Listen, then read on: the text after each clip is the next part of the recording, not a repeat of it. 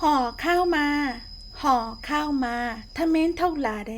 ห่อข้าวมาทำงานห่อข้าวมาทำงานเอาเล่ากูทำเมนเท่าหลาเดไม่อยากออกไปซื้อไม่อยากออกไปซื้ออเพียงกูทั่วปีดอมาเวชิมบูมันเสียเวลา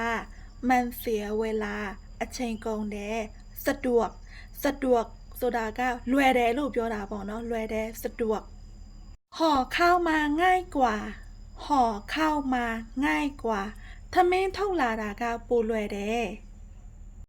ซื้อกินซื้อกินแวซาดาซื้อกินไม่ถูกใจซื้อกินไม่ถูกใจแวซาดากูตะพอมาจากบูรูပြောတာပေါ့နော်มันไม่อร่อยมันไม่อร่อยစားလို့မကောင်းဘူးဥပမာဝယ်စားတာစားလို့မကောင်းဘူးလို့ပြောမယ်ဆိုရင်တော့ซื้อกินมันไม่อร่อยซื้อกินมันไม่อร่อยแวร์ซ่าดากาซาลูมะกางบูไม่ถูกปาก